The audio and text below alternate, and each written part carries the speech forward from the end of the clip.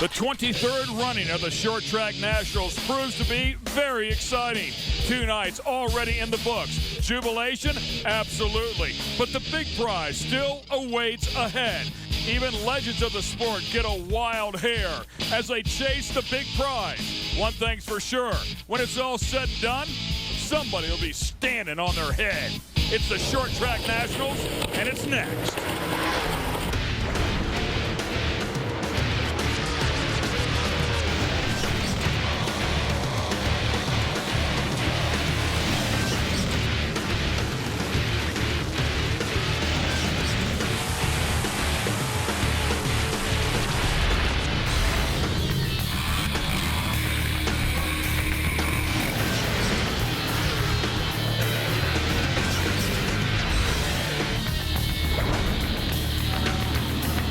Welcome to Little Rock, Arkansas, for the Rockstar Energy Drink Arkansas Sprint Car Nationals presented by Geico Power Sports. It's the Lucas Oil ASCS Sprint Car Dirt Series presented by Geico. Heat races have already begun and have been completed. There was 12 heat races here on Saturday, and yeah, talk about mayhem, there was no shortage of it. We saw a lot of great racing, 125 cars coming to the Short Track Nationals. Night 1 was crazy, night 2 was crazy. Heat races here today, it's all about points. Pass every car you can get some points, get ready for the qualifiers. It was a very tough night for some drivers here tonight, but very exciting for the fans. When they tell you it's go time, they mean go time. If you're not in the A main already, you had to get in it today, which of course meant you can leave nothing on the table. People were throwing everything at it they could possibly throw to see if they could get up into the show.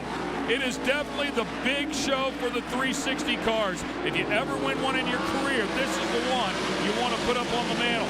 Gardner, Daniel Lasowski, Jason Johnson, Kyle Larson, Brown, Brooke Tatnall, Carver, Chappell.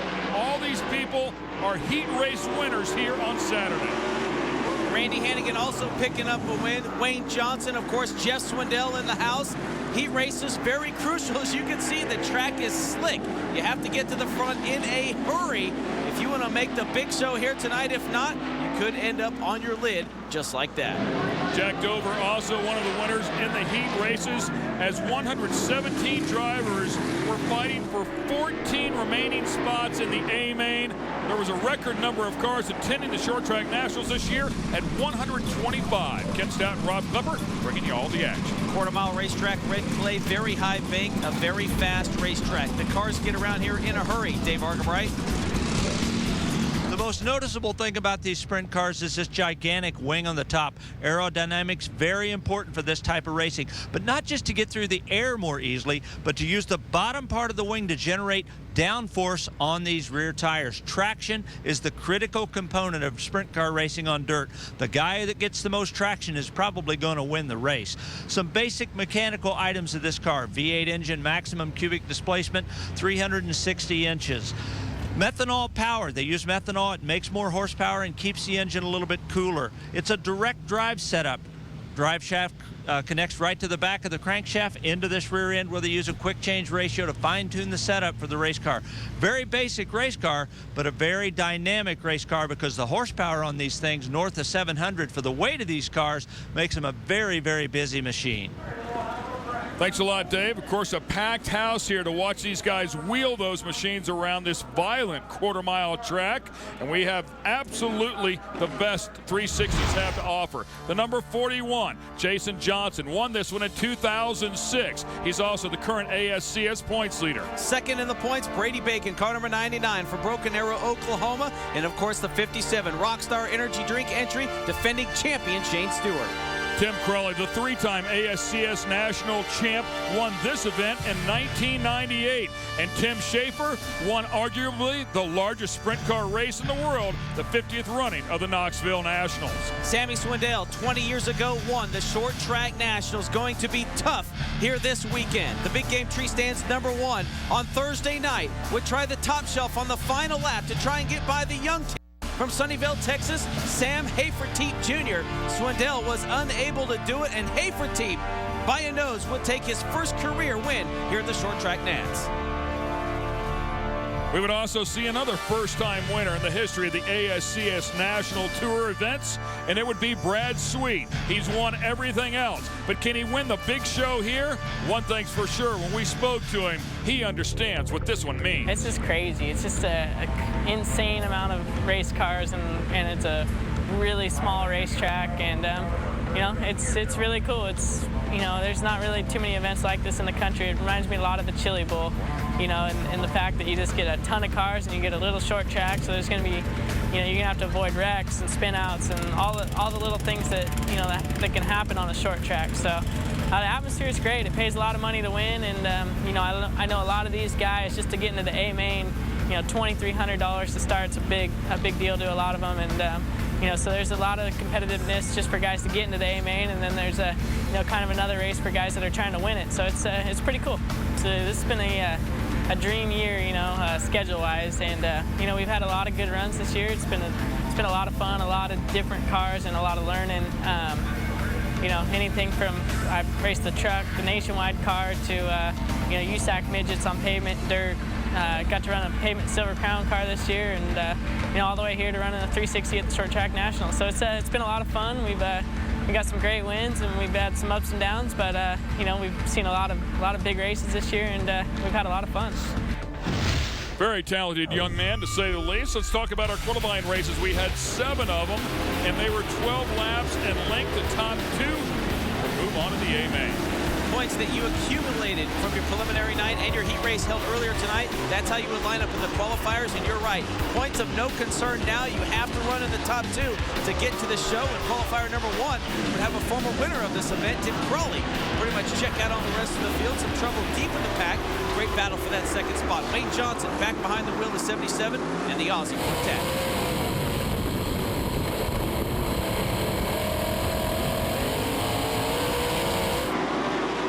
Great onboard shots all throughout the entire evening for you. Jared Hull was trying to work his way up towards the front, as was Jan Howard. Jan Howard in the number 46 cars had ups and downs as of late. He was trying to work his way into the A main here as we went on board with Tim Crawley.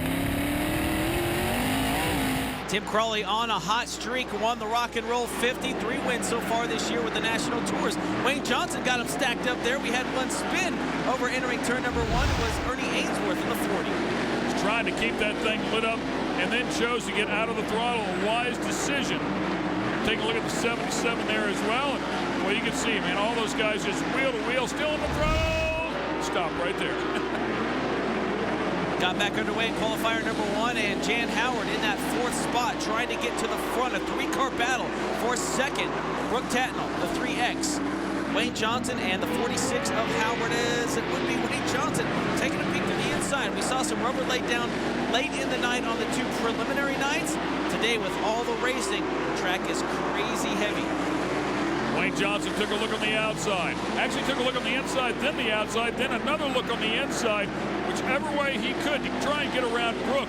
Brooke holding that line, and of course forced Wayne Johnson around the outside. And then they got together. That opened up the door for the 46 car, and Jan took advantage of it, rolled up into that final transfer position. Yeah, Wayne Johnson obviously not going to be very happy there, and Brooke Tatnall not happy as well. As they got together, they're racing to get into one of the biggest races of the year, and that's just what happens. Oh, yeah, and you can see right there, I mean, just violent actions as Wayne Johnson got out of that car and fists were thrown. Needless to say, plenty of penalties will be handed out. Well, you can see they're trying to have a word with Brooke Tatnall and Wayne Johnson. We talked about him on the preliminary nights in an accident. Got injured in the western swing of the National Tour. Good to see him back behind the wheel, but will not make the A main here at the Short Track Nationals. This telecast is brought to you by Lucas Oil Products, made in America, sold to the world.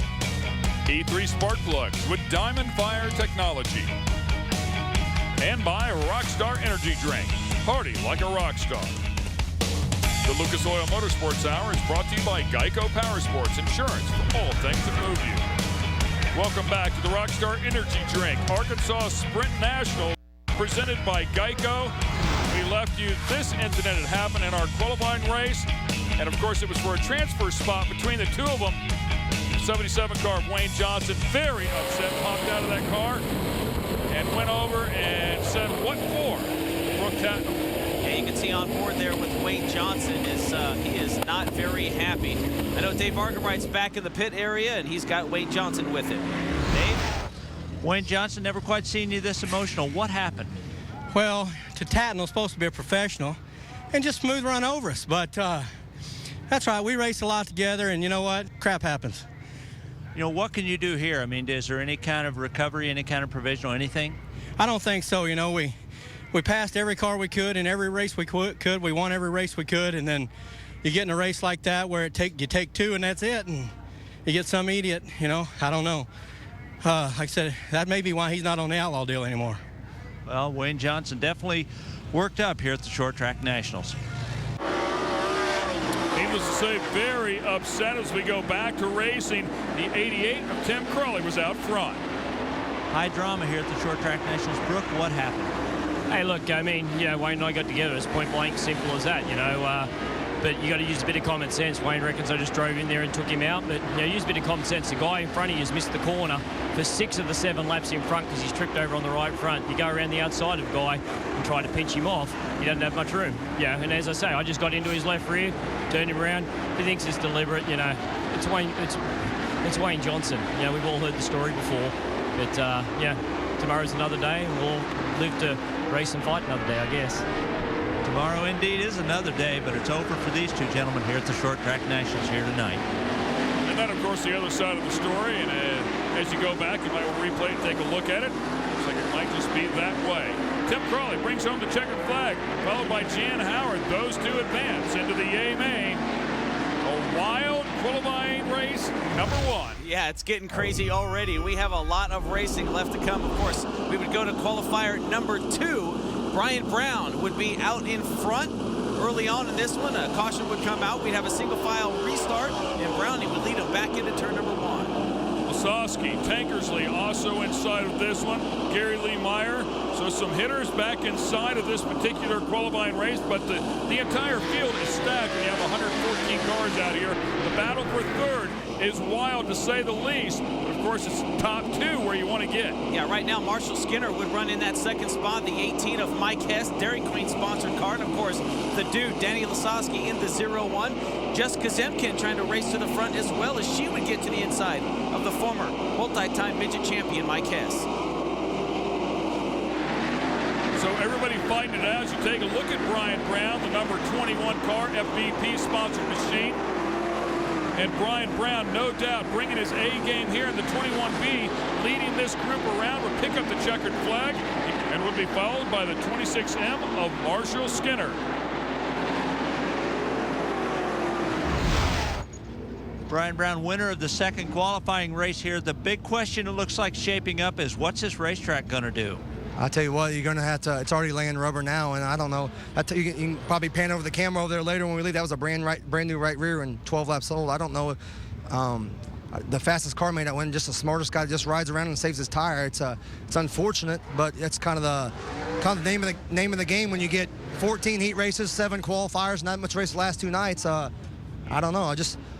Hoosier makes a medium and a hard, and I don't have a hard. I'm going to try to track one of these guys down that do have a hard and stick it on there and just ride around and hopefully play the waiting game and hopefully bring this FVP 21 home a little better than we did last night. Tires shaping up to be a question for this 40-lap race coming up. Stay with us. We'll be back with more racing action.